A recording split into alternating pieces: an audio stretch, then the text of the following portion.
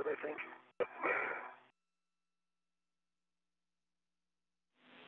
And so I can't get in there. I got the scoop, and my place keeps getting caught on the scoop. And gentlemen, best effort is appreciated. Okay, it just needs to be. Just gave me a lot of slack. Say that again, Mark. Don't take away the slack yet. I'm sorry, I was talking to Maker. We're just trying to get over the EDF. We're not trying to make it pretty. But I haven't gotten it over this EDF that's next. All right. I got another EDF on this side. I got to get it over. Right here, I'm pushing on to give you some slack here. I can't do it yet. Oh, thank you. Let me get in a little farther.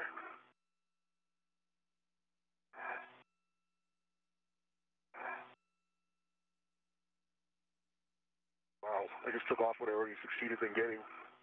All right, BRT's coming off. Excellent view of Mark Vande Hei. Well into the third spacewalk of his career. He will venture back outside the space station's Quest airlock on Monday with JAXA astronaut Norishige Kanai to move a failed latching end effector that's on a stowage bracket outside of the station into the airlock. It ultimately will be returned to Earth on a SpaceX Dragon cargo craft for repair.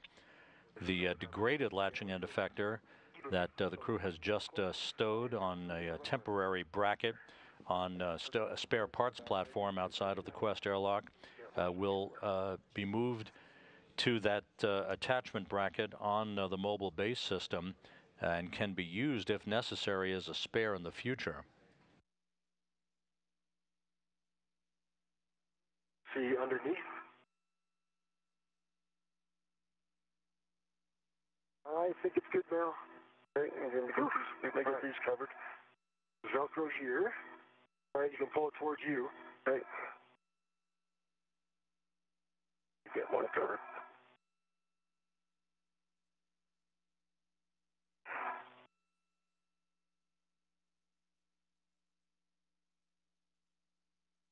Okay, got two covered.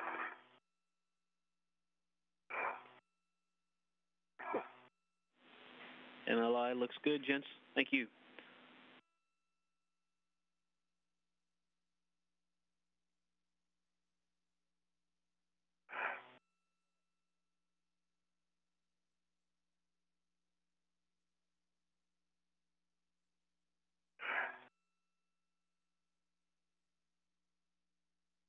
All right. Yeah, looks like I've probably got one coverage here. Let me see if we can help you out. All right, we got it covered. We're good. Okay. Yeah, we're happy with the MLI. We'll take a glove and hap check from each of you. Welcome.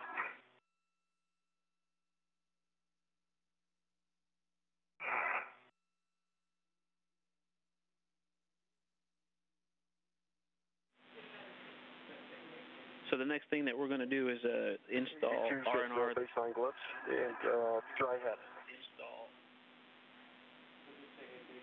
You two's got baseline gloves. No changes. We'll change to the gloves. Good hat check. No changes for EV1 and baseline. Thank you. Next, we're going to set up for the CLA R&R. You can both translate to the aft side of the Lee FSC toward the CLA removal position.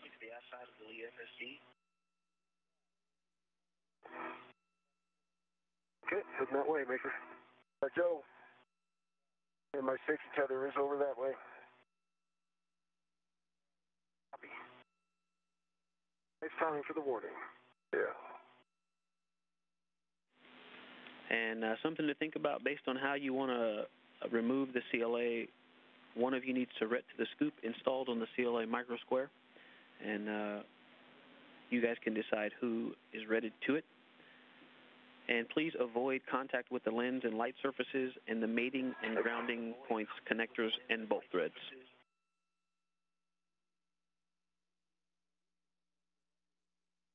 Roger. I got a retin on the scoop. Thanks, Maker. If you work the install, I'll be right there to do the install. Okay, that sounds good. Sounds good. See your safety tether.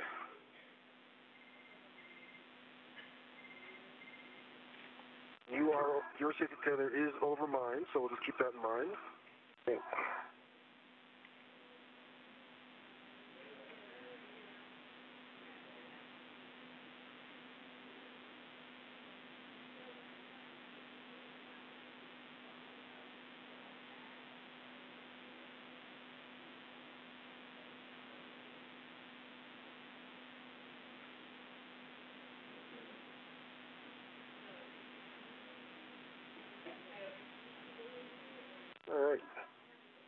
you want to fair lead my my tether under one of this over this handrail, we can keep it out of our way.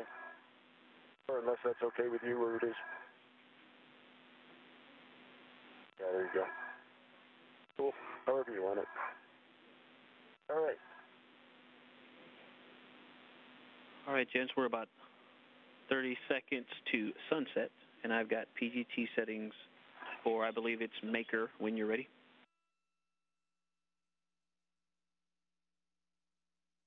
Stand by.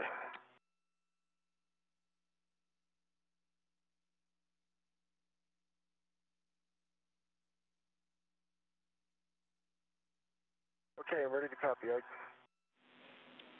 Bravo 7, counterclockwise 2.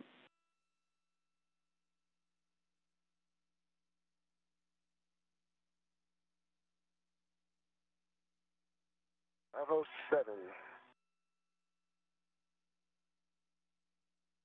Counterclockwise 2. I got it set. And Maker, you can release... Which one you want to do first? You can release the mate-demate bolt. That is the micro square with the tether point. 8 turns. And then check the indicator button out. With the tether point. Check the indicator button out. Roger. Scott Tingle's view of the work that he is conducting from his helmet camera as the International Space Station flies 251 miles over Iran, moving from southwest to northeast, soon to cross the border into Turkmenistan and then Uzbekistan on this particular orbit of the Earth. Everything proceeding on track as we hit the 4-hour mark now into today's spacewalk. The crew is in the process of removing a 37-pound camera light assembly from the degraded latching end effector that has just been stowed on a temporary bracket on a spare parts platform outside the Quest airlock. It will be installed on the spare latching end effector that soon will be removed from an adjacent bracket on that platform and installed on the end of Canadarm2. 3 turns. 4 turns. 5 turns. 6 turns. 7 turns. 8 turns. And between the micro square turns on that one and the target, check the indicator button is out.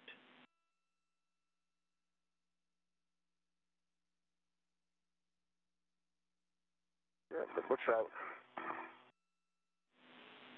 Okay, Maker, you can release the structural bolt, the micro square without the tether point, 8 turns, and check the indicator button out.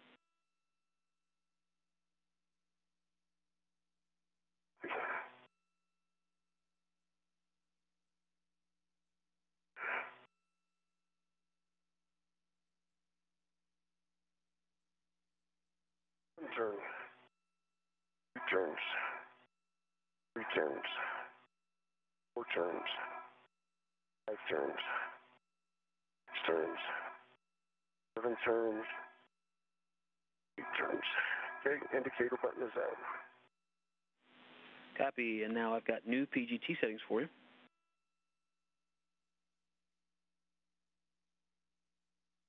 Okay, ready to copy. Alpha 7. Anything I can do for you, Maker, just tell me. Okay. Alpha 7, counterclockwise 2. Alpha 7, counterclockwise 2. They are set. You can release the mate-demate bolt. 8 turns, that's the one with the tether point. And a note, the CLA will be released from the lead between 11 and 13 turns, but we'd like you to release it all 8 turns.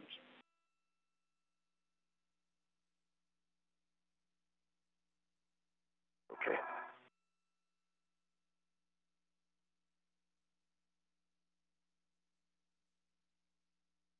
One turn. 2 turns. 3 turns.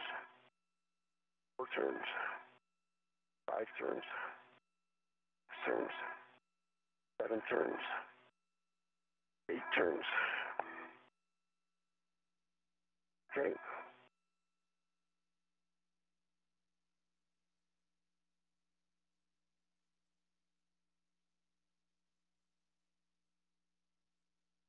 And 8 turns there, right? And that's complete.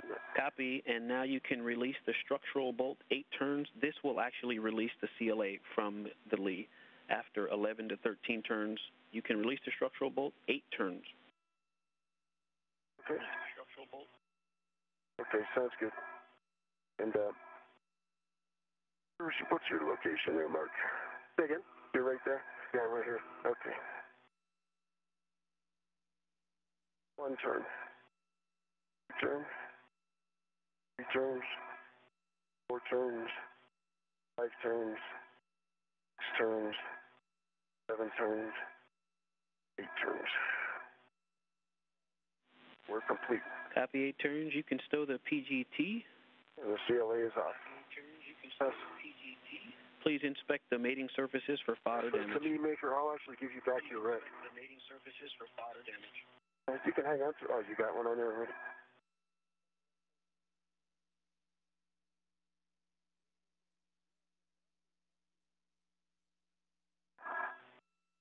I'll take that rent.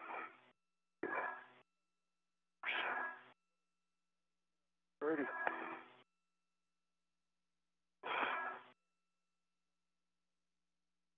Maker, then you're in a good config. What I'm thinking is the camera light assembly has been removed from the degraded latching end effector.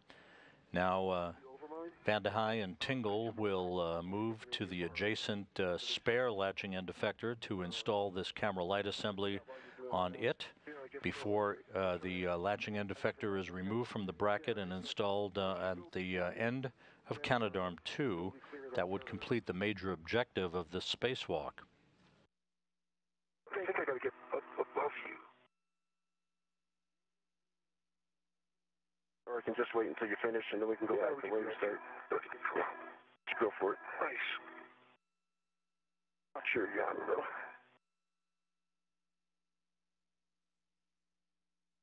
You know, if you need me to hold something. I need to move my feet towards you. Yeah, if you pull my feet in, it'd be great. All right. So that. Thank you. Wow, this is deluxe. Yep, I got my arms. I'm hugging you. Okay, perfect, Maker. Thank you. You got it. So, I see. Good. The orientation's correct. Mike, I'm getting ready to soft dock this. Okay, we have a great WVS shot. You can confirm there's no fodder damage in the spare lee mating receptacle. Then you can soft dock the CLA on the spare lee.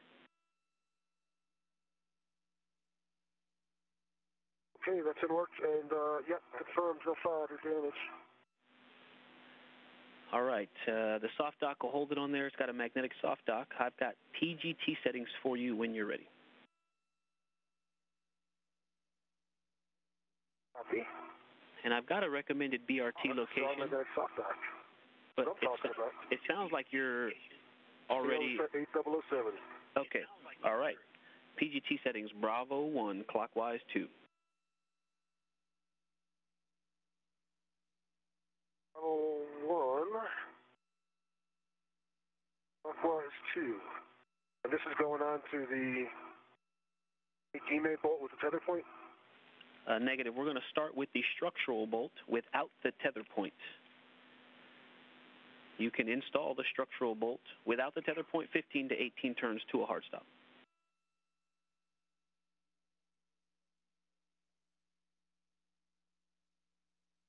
Copy, 15 to 18 turns to a hard stop. Excellent.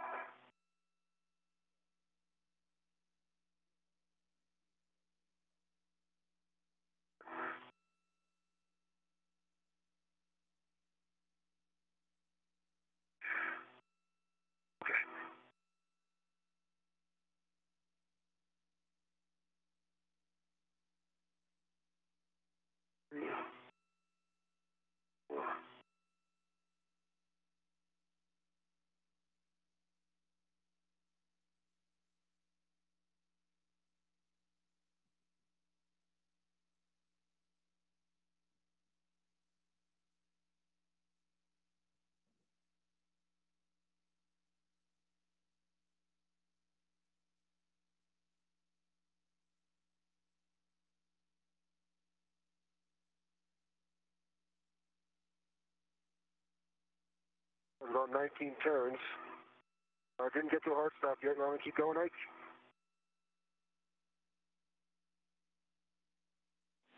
Yes, keep going, Mark. Thank you. Well, that was a hard stop. We got 19.46 turns. Green LED, torque of 12.1.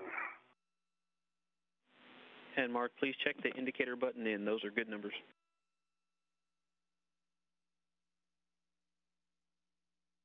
The indicator button is fully in. Copy. You can install the demate bolt to a hard stop. That's without, the one with the tether point. In torque settings? Bravo 1, clockwise 2, same settings. And that's the same settings? Same settings. Double checking, Bravo 1, clockwise 2. Same settings. And to a hard stop, right? To a hard stop, approximately 15 to 18 turns.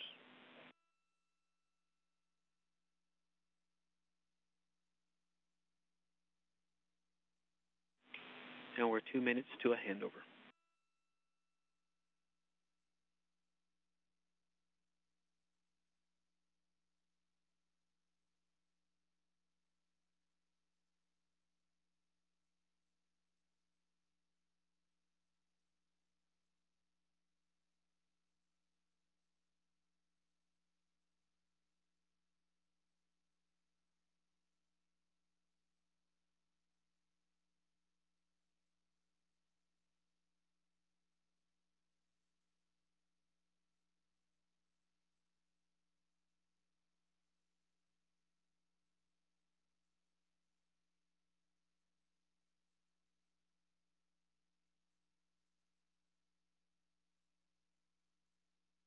I counted 19 turns. Green LED, torque of 12.0. On the handover? 50 seconds to a handover, and check the indicator button in, please. 50 seconds to a handover, and check the indicator button in. Okay, I think we've got to check over the scoop. Stand by. Got the indicator button in. Very nice. Copy, that's a good install. Those are good numbers. And you can retrieve the ret. Nope. You can retrieve the ret from the installed scoop. Copy.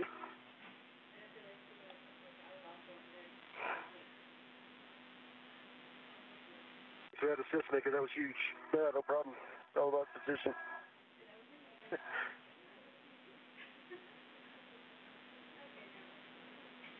All right.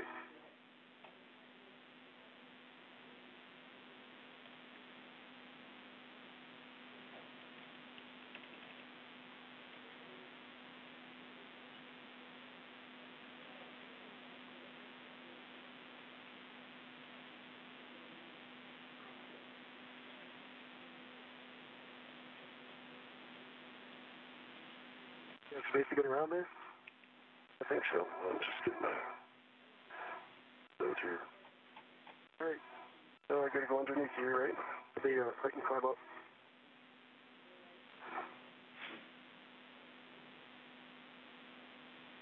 Okay, gents, we're back with you from the handover. And once that red is retrieved from the scoop, Sabo will take a glove and HAP inspection. Actually, we'll take a glove and HAP inspection from both of you. Copy. You were talking about with the tethers? Yeah. Good call.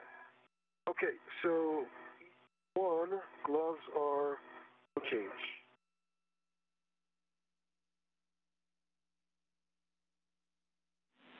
Copy, Sabo. Got it a little too early. Well, now, one, gloves are no change, HAP is dry.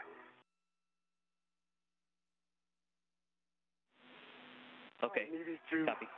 gloves are baseline and HAP is dry.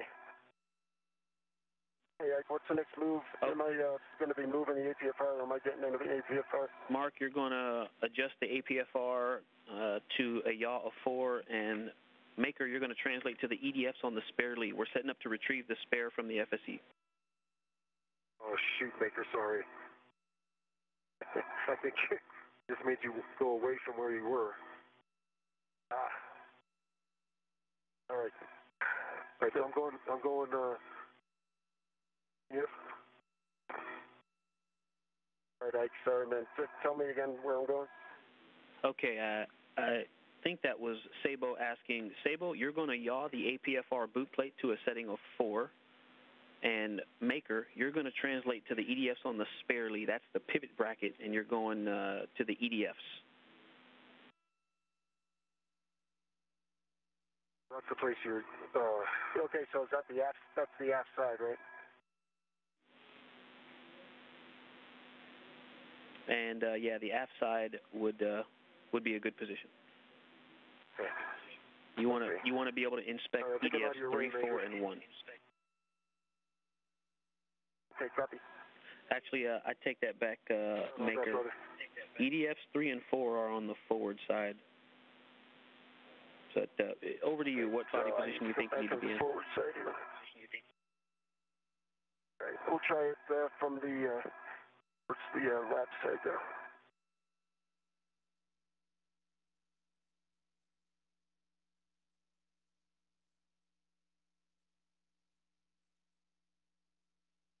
It's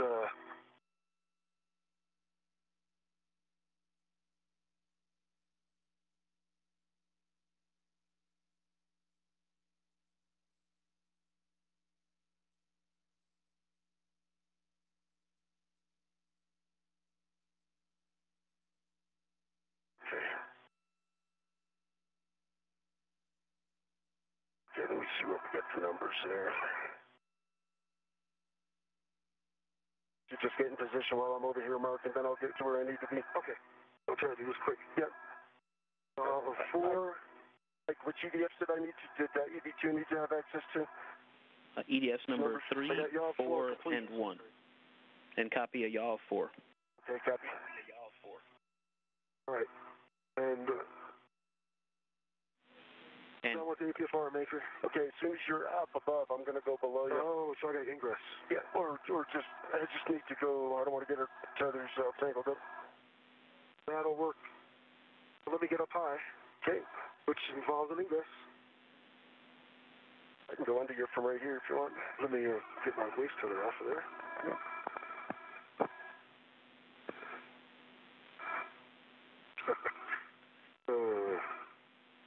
Wrapped it around my TTT twice.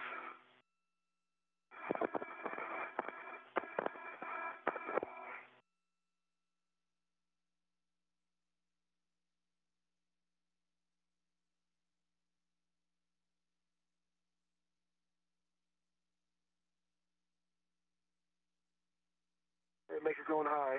All right, I'm going underneath you. Alrighty, looks good. I'm going to move your tether up just a little bit. Oh, it's going to be up anyway once you get up there. Good. And Mark, you are correct. You are going to ingress the APFR, and then you can ret to the spare lee handrail. Copy.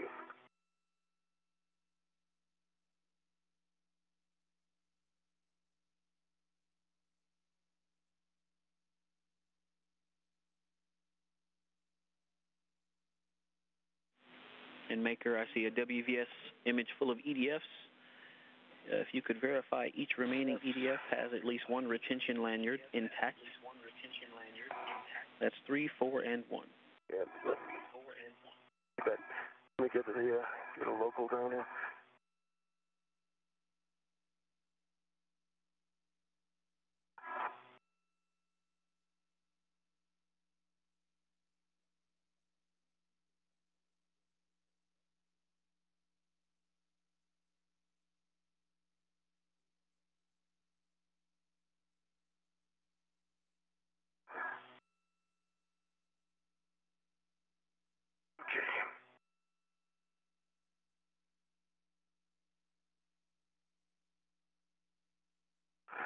Okay, I see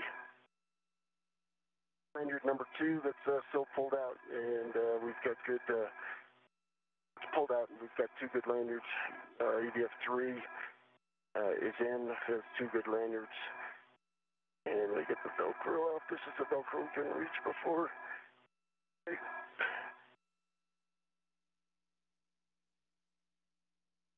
And number 2 has two good lanyards.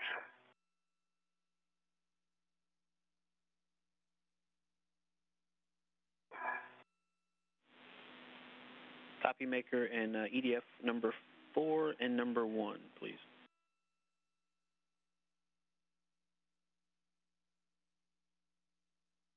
Okay, so I'm seeing number 4. It has two good lanyards. Copy. And let me look for 1.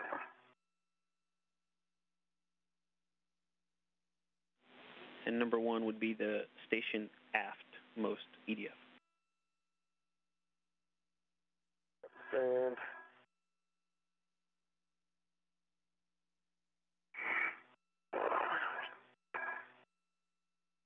two good lanyards on number 1. Copy. And set up BRT as required. We're going to release those EDFs at a Bravo 7 counterclockwise 2 setting. Okay, which ones are we going to do first, or does it matter? 3, 4, then 1. 3, 4, 1. Looking for a handrail. You guys have any recommendations?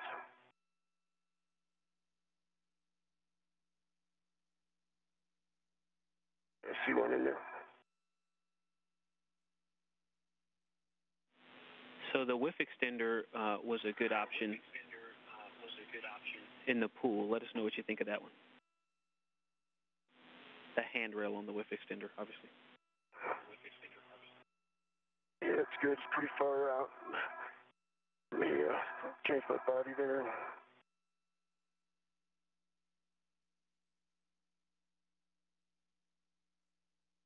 I have I'm in the APFR and I'm ready to the spare lee. Thanks, Sabo.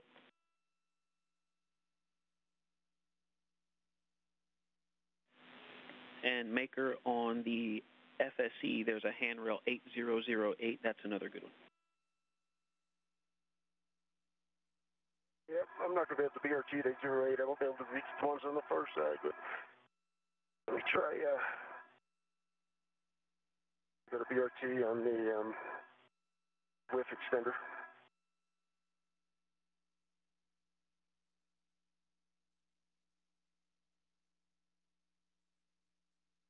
Okay, which one you want to do first? Okay, release EDF number 3, 5.5 turns, and pull the lanyard. PGT settings Bravo 7, counterclockwise 2. Sure.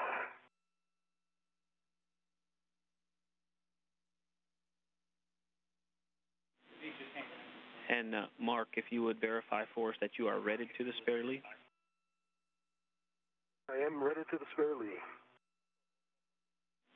Thank you.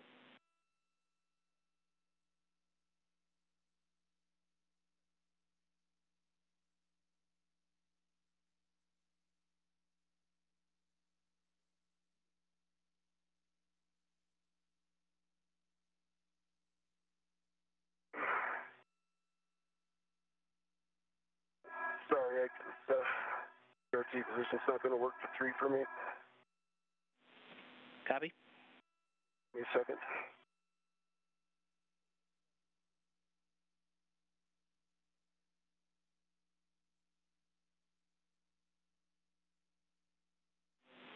And maker, is that both of those handrail BRT locations, or are you moving to another one? I'm gonna move up to forward to get 3, and then I'll move back for 1. Okay, copy that. And there are some FSC handrails up there. Yeah, exactly.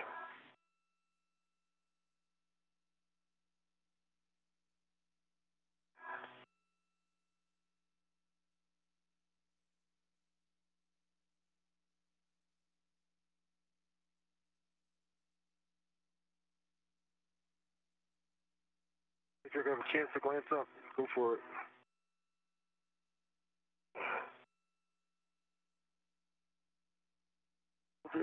No problem at all.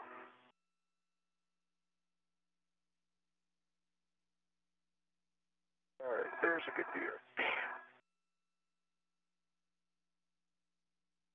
All right, now you've been able to get 3 and 2 here, really easy.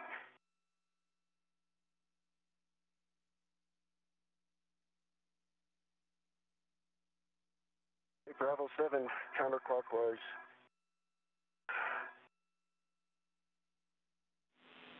Bravo 7, counterclockwise 2, and you can release EDF number 3, 5.5 turns and pull the lanyard.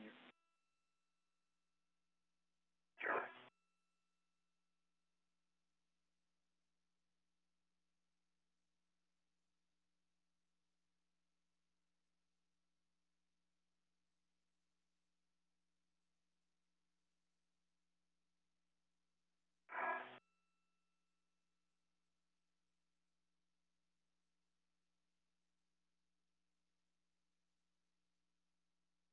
One turn, 2 turns, 3 turns, 4 turns, 5 turns, and a half.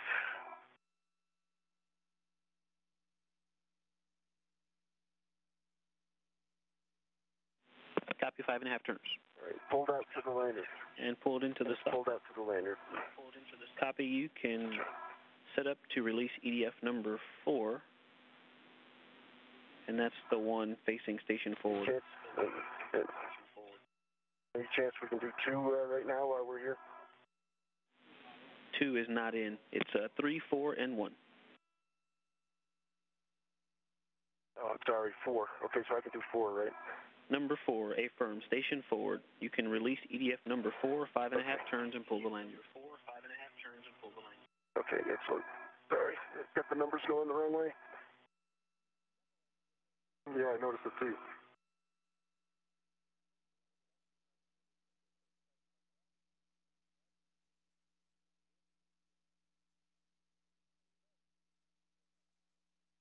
One turn, 2 turns, 3 turns, 4 turns, and there's 5.5 turns. Notice the head was coming off the thing. Let me see if we were out. Might not have got full turns on that. It's out. Copy. Okay, good.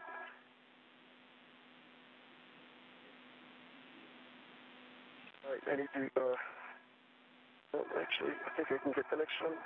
Okay, the next one is EDF number 1, station aft. And Mark, please verify positive control of the lee, and when you are ready, you can give Maker the go to release EDF number 1. I have positive control of the lee. Maker, you go. Copy.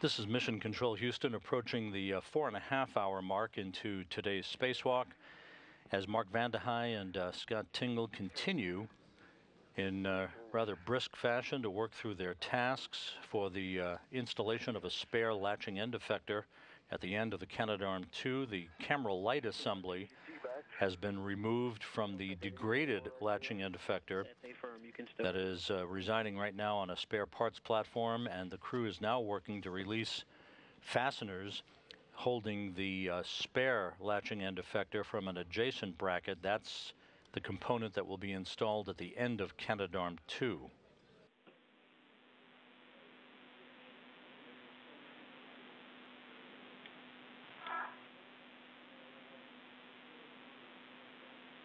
That one's out. And if you can verify all 6 EDFs are extracted. Not yet. I'm still working on getting that last one out. Roger.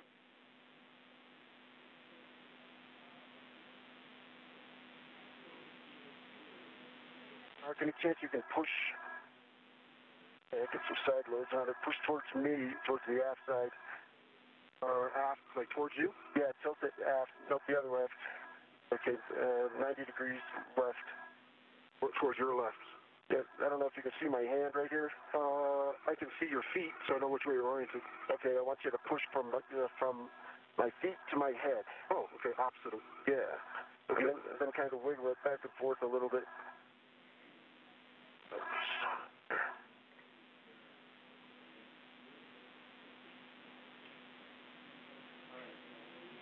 Almost.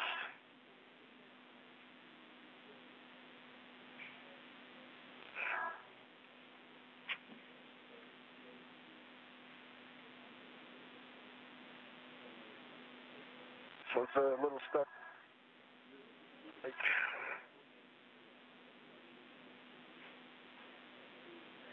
I might be putting side loads on it just by holding on to it. Is that possible? Yeah, it feels it's rattling around in there. I just can't pull it out, so it is possible. So maybe I'll barely touch it. Okay. And then if you're barely touching it with anything but the PDF, it should come right out.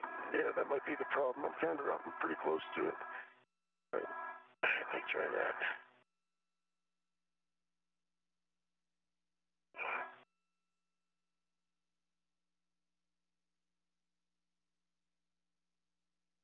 It feels like one of the colettes is stuck. A good view of Mark Vande Hei, extravehicular crew member number 1, wearing the suit bearing the red stripes as he looks directly at 2 latching end effectors. The one on the left is the degraded latching end effector that was removed a short time ago from the end of Canadarm2. On the right is the spare that will be removed from its bracket and installed at the end of Canadarm2 to restore full functionality to both ends of the Canadian robotic arm. The degraded latching end effector removed earlier today in the spacewalk has had some degradation of its internal snares that are used to grapple onto components and visiting cargo vehicles that arrive at the International Space Station.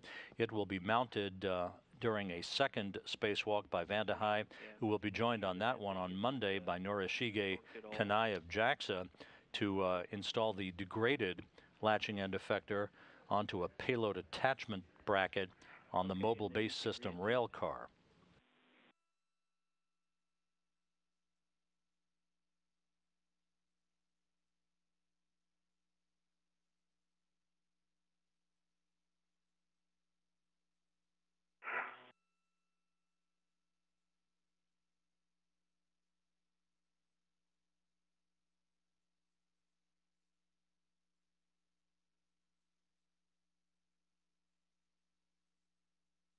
It's not coming. It feels like it's stuck on one of the colettes. Okay, Maker. Then you can put the hook back, and we will put 2 more turns, same PGT settings, Bravo 7, counterclockwise 2, for 2 more turns. It's pretty loose. Can I turn it by hand? You have a go to turn by hand.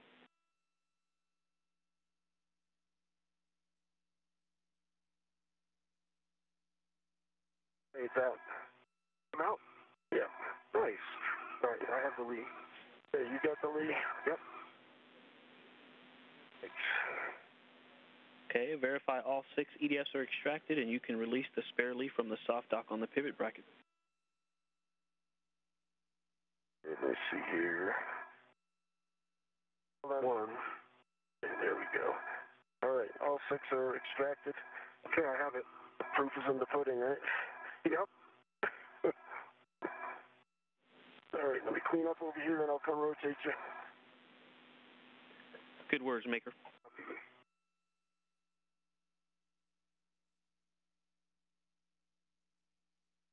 Major, when you're coming back here, could you look? I think I got the mini workstation. I'm sorry. I think I have the USA jammed under my DCM somehow because it feels like it's... Okay, I'll take a look.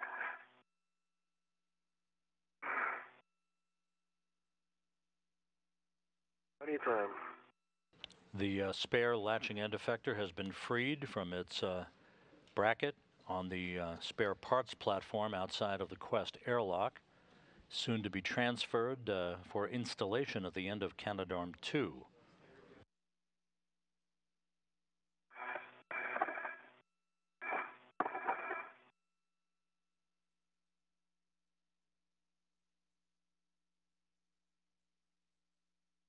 comes the sun. You betcha. All right. Yep, you do got it jammed up under there. Let me, I'll talk you through it and see. Okay. And I'll lie out of the way. All righty. So, the only way to get it out of there is to pull it forward towards the lee. Now, offload it by coming down.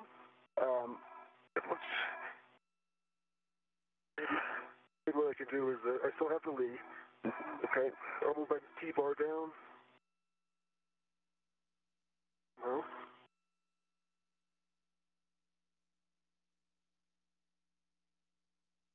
Okay, I can feel it. Yep. That's it right there, right? Yep, and you got to pull, yeah, there you go. Now it's free. Thank you. Okay, and it's a little bit forward though, so careful with the lee. Copy. Going underneath you. All right, now we got to rotate you. That's where we started. Hey, firm, we're pretty much going to undo the maneuver we put in earlier. Sabo, okay. You are the shock absorber. Don't lock out your knees or elbows, and make sure your heels are out in the APFR. I'm going to lean back if no one disagrees. All right, so we're going backwards this time. I got that maneuver down already. Hey, firm, the first one's going to be to a roll of Charlie. Roll of Charlie, okay. Sabo, you can give Maker a go when you're ready. Yeah, and go, Maker. Yeah, I'm sorry, I need to get a local just to...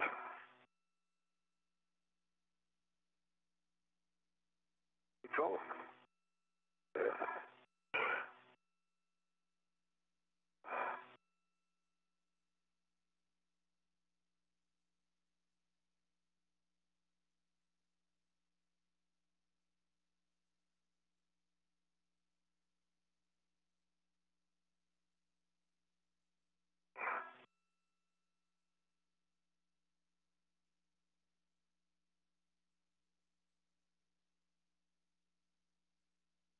All right, you ready?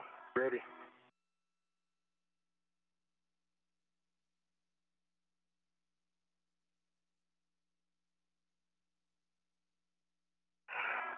Okay. Okay.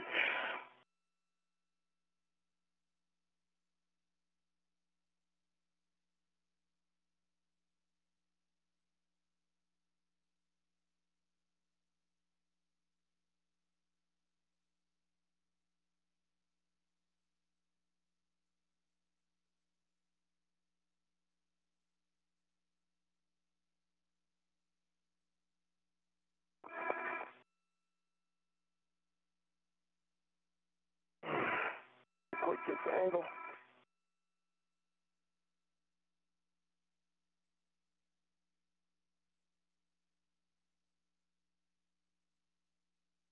All right, here we go.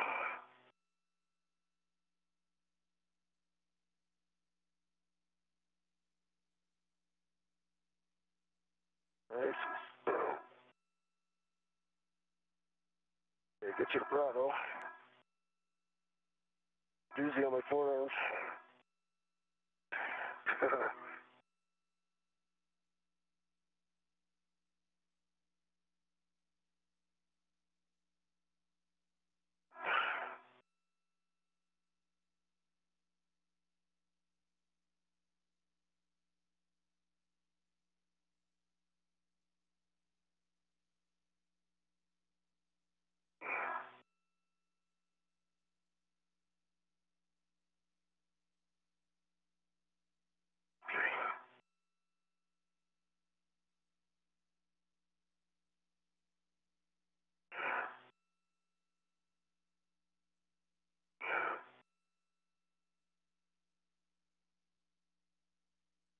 There we go.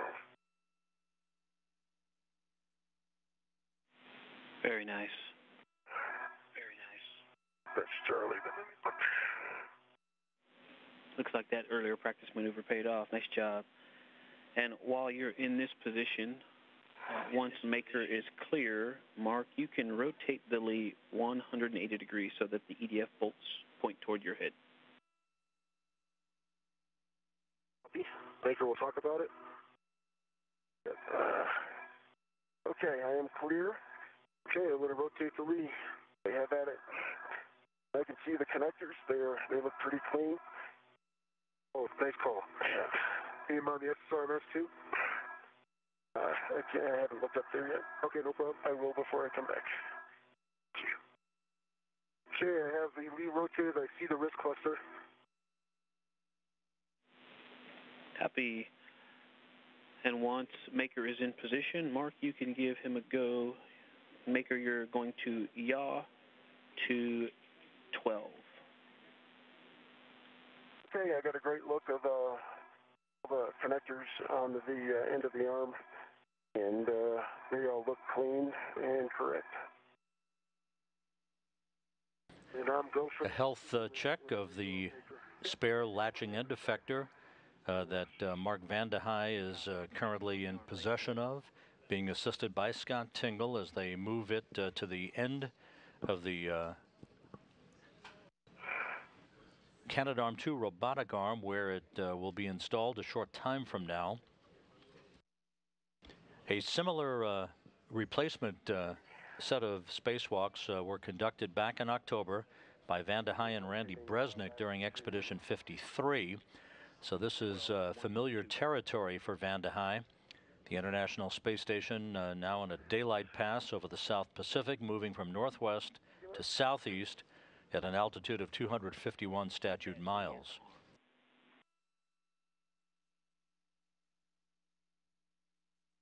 This view now from Scott Tingle's helmet camera, visible the red stripes being worn by Vandehei on his extravehicular mobility unit.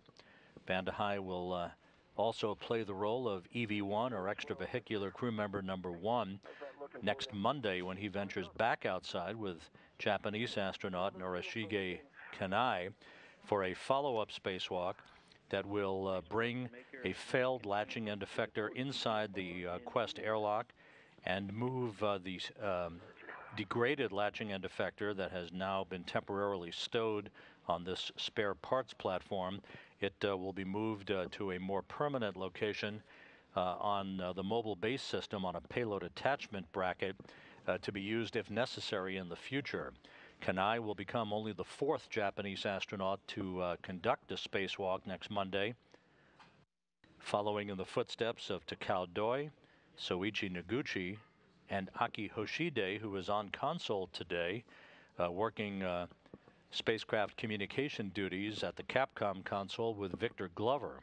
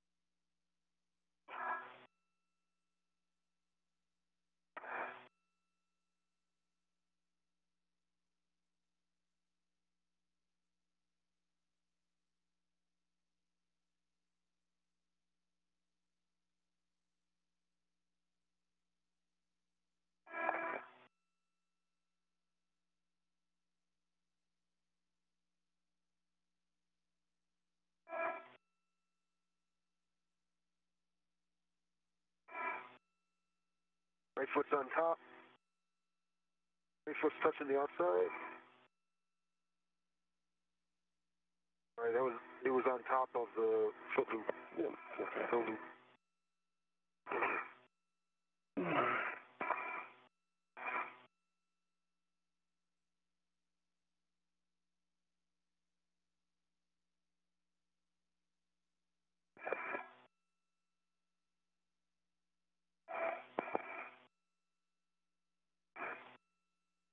4 hours, 43 minutes into today's spacewalk. Mark Vande Hei on the right, Scott Tingle on the left, as they begin work to align the spare latching end effector to the end of the Canadarm2 robotic arm.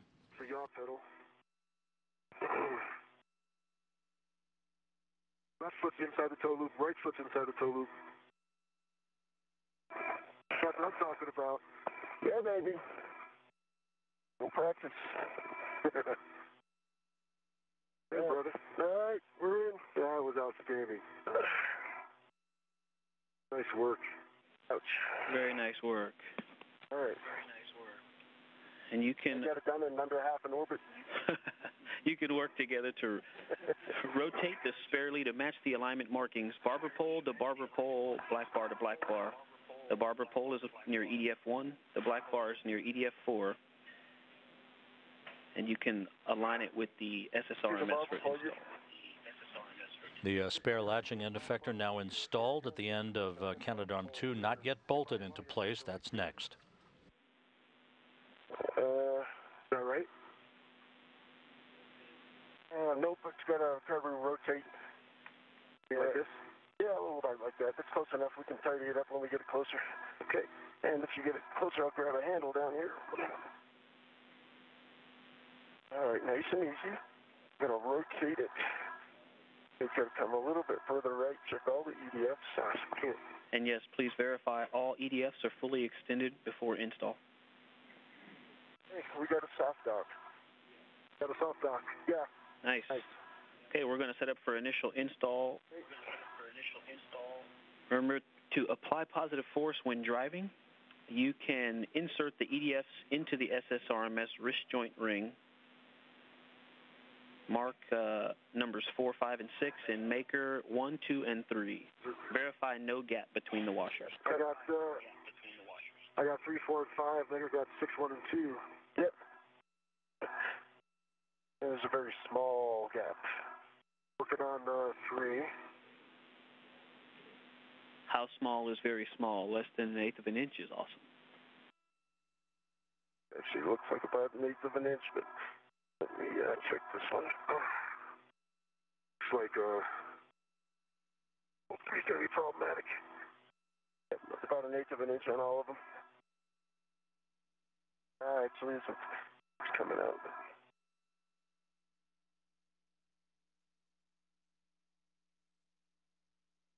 I haven't gotten both 3 in. Okay, taking my ingress aid off of here so I can lean farther forward. Yep.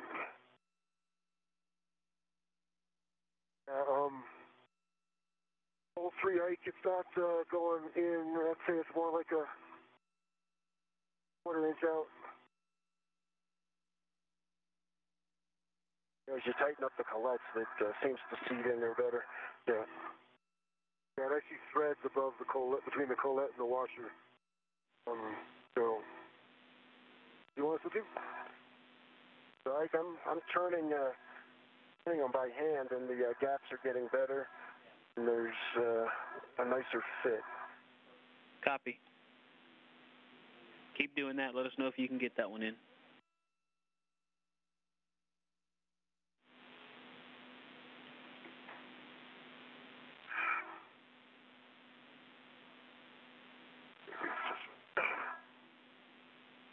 And that's EDF number 3 you're talking about, correct? Yep, and it looks like it's the ones that both Maker and I are having the hardest time to reach, and the ones that are having a hard time getting in. So basically, if I'm right, correct me if I'm wrong, Maker, but 4, 5, 1, and 2 are all in really well. Yeah, it looks like Maker's got his in all the way. Yeah, it looks like 1, I'm sorry, and 3, they both kind of just pop out as soon as we stop pushing on them. Yeah, they're loose. If you tighten them up with your hands just a little bit, you'll feel them kind of seat, and the gap will close up, and they'll maintain a good position. Yeah, I agree with Maker, but I'm thinking this problem's going to go away once we start tightening them up. And you also want to make sure the EDF hex head is engaged in the mounting ring, and that actually could keep it out. I want to say it was like a quarter to half an inch that it might stand proud if it's not seated on that hex head inside. So twisting it a little bit might help. But my question is that really important before right now, or can we wait until before we drive those bolts that are really hard to access? They have to rotate the arm to do that, don't we? We're at 2 minutes to a handover. Gents, we need all 6 of them pushed in.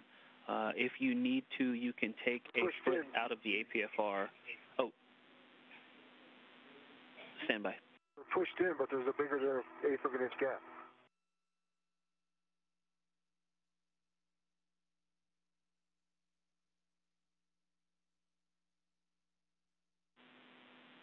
All right.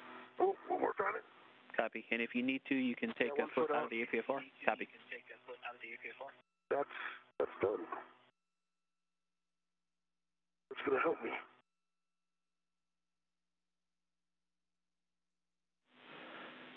And gents, if you're still seeing them back out a little bit, once you get them in, you can turn them by hand to snug them up. Once they're inserted, putting a few turns on them in the drive direction can start to collapse the collet and expand the EDF so that it stays in. 15 seconds to a handover.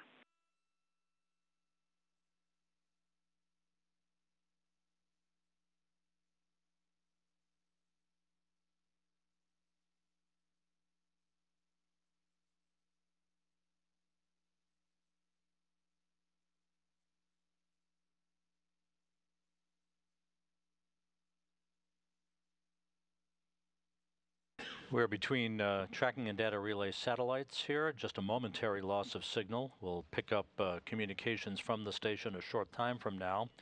The International Space Station flying over the South Pacific. We're now at the 4-hour, 51-minute mark into today's spacewalk. The spare latching end effector is soon to be installed at the end of the station's Canadarm2 robotic arm to complete the major objective of this spacewalk, the first of a series of spacewalks over the next 10 days by American, Japanese, and Russian crew members on board the International Outpost.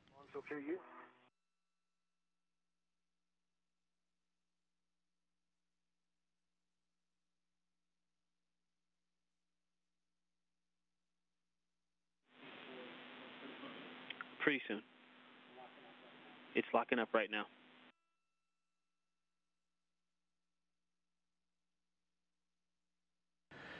While we have a moment, just a reminder, next Monday, January 29th, the next spacewalk to be conducted as part of this pair of spacewalks to replace this particular latching end effector and to shuffle around spares and failed components will be conducted by Mark Vandehei and Norishige Kanai of the Japan Aerospace Exploration Agency.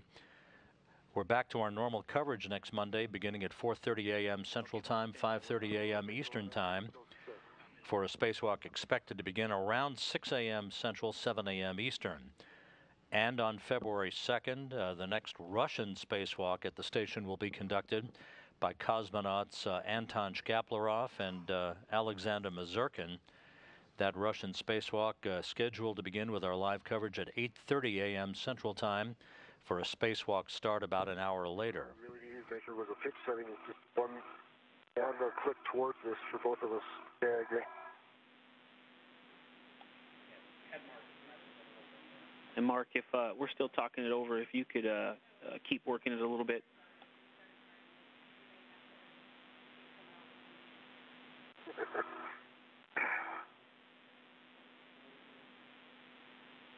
Employees, customers, and the communities in which they operate.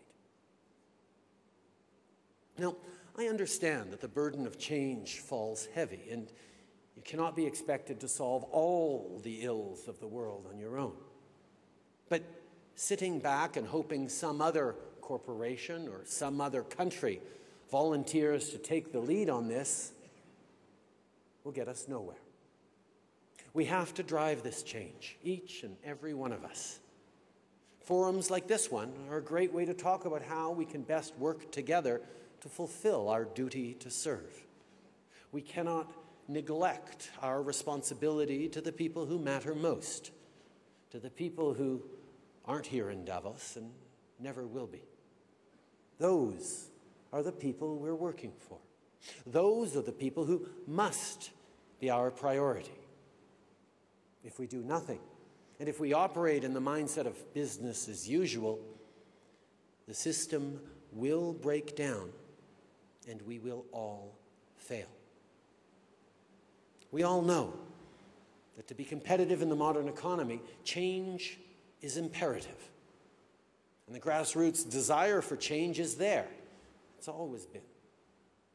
But it's on us to flip the switch. We know what needs to be done. It is well past time that we listen, learn, and finally lead. Of course, this kind of profound societal change can seem overwhelming and lead us all to wonder where even to begin. So I'd like to focus tonight on a fundamental shift that every single leader in this room can act on immediately. One that I've made a central tenet of my leadership.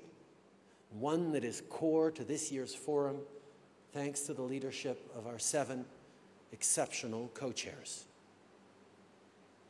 I'm talking about hiring, promoting, and retaining more women.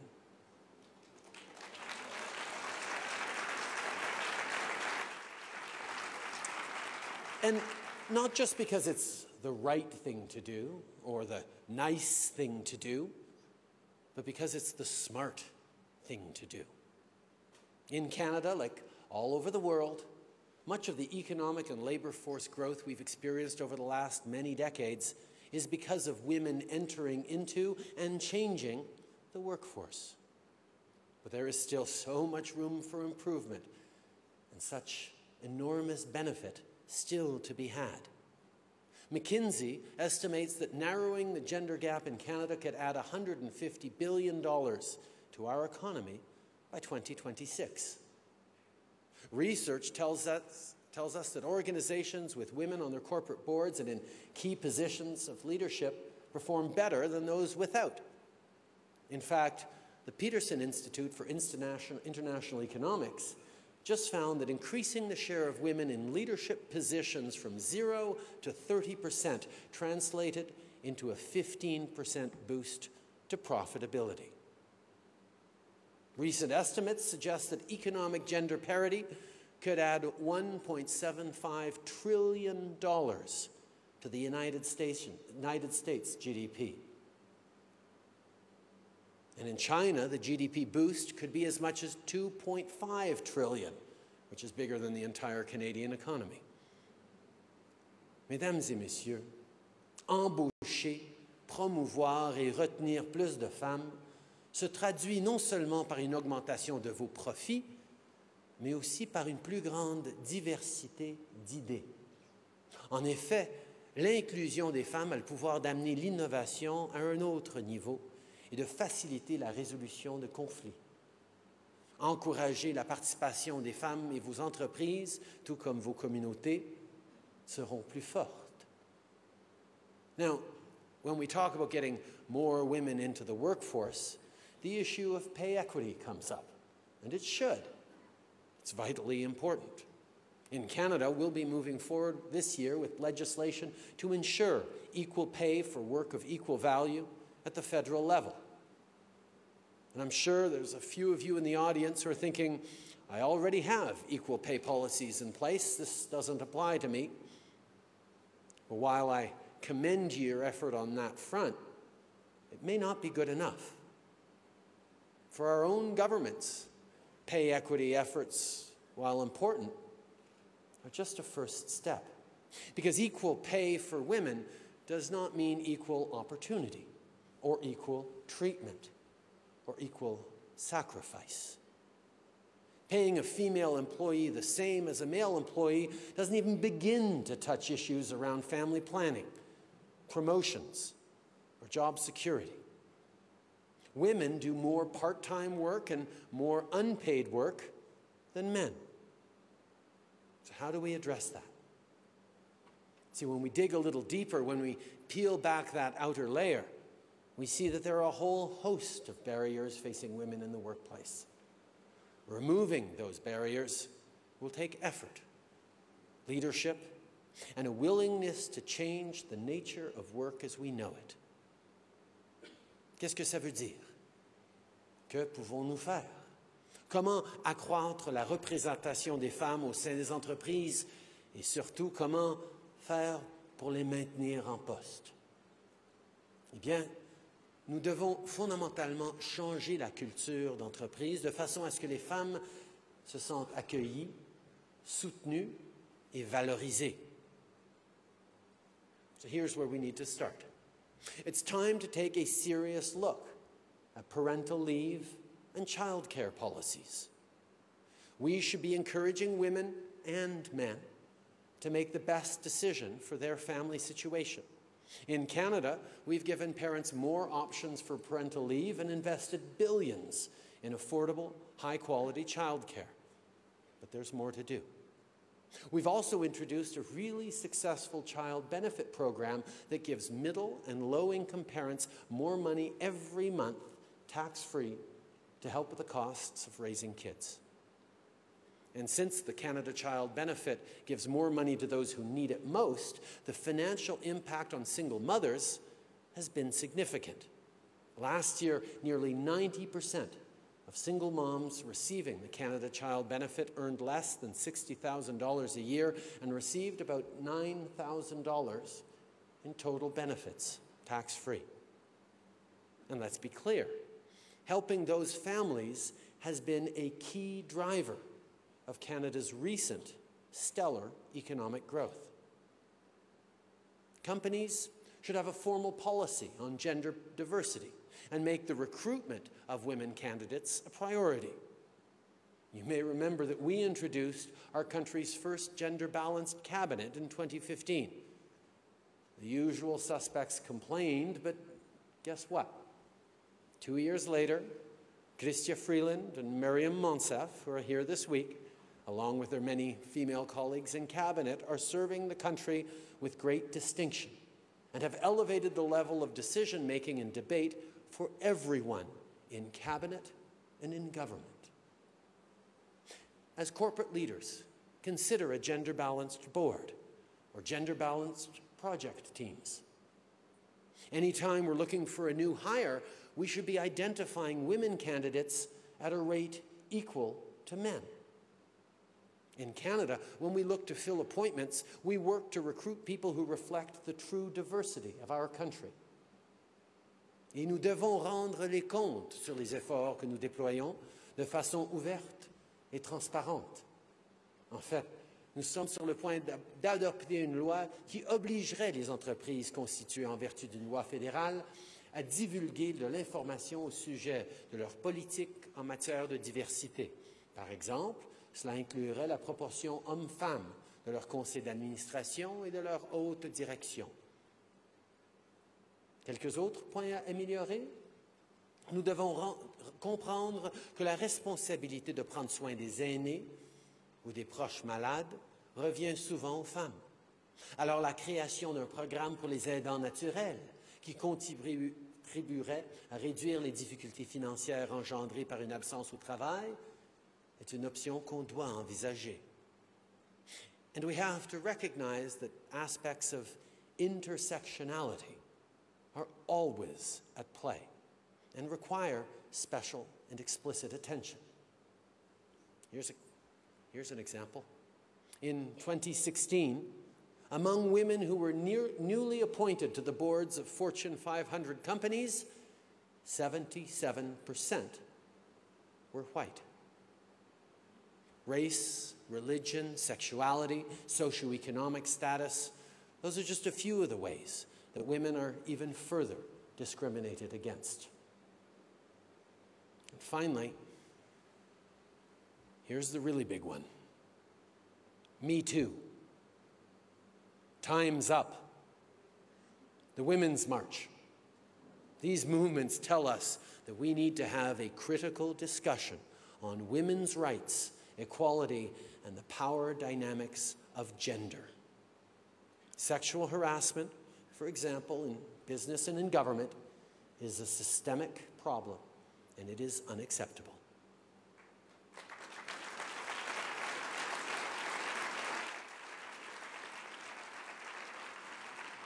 As leaders, we need to recognize and to act to show that truly time is up. We must each have a well-understood, established process in place to file allegations of workplace harassment. And when we receive those complaints, we must take them seriously. As women speak up, it is our responsibility to listen and, more importantly, to believe. Folks, treat these not as piecemeal alternatives to how things are currently run. Treat these examples as fundamental and essential shifts in the way we operate. As governments and as corporations, we were entrusted with a platform and a voice. Let's use them. Last year, with our neighbors in the U.S., we established the Canada-U.S. Council for Advancement of Women Entrepreneurs and Business Leaders. The Council just put out an important report, their first of 5, focused on supporting and growing women-owned businesses. We need to listen to them and implement it.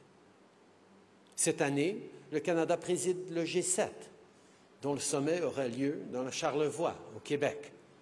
L'avancement des femmes sur les plans social, politique et économique est un aspect important de notre présidence. L'égalité des sexes et l'analyse comparative entre les sexes seront intégrés dans l'ensemble des thèmes, des activités et des résultats de notre présidence du G7, y compris dans les réunions ministérielles et lors du sommet des dirigeants du G7. Et je suis très heureux d'annoncer que Melinda Gates et Isabelle Hudon seront les coprésidentes du Conseil consultatif pour l'égalité des sexes du G7. Ces 2 femmes sont des voix fortes pour l'avancement de l'égalité des sexes et l'autonomisation des femmes et des filles et s'assureront donc que l'égalité des sexes demeurera une priorité dans tout ce que nous faisons au G7 cette année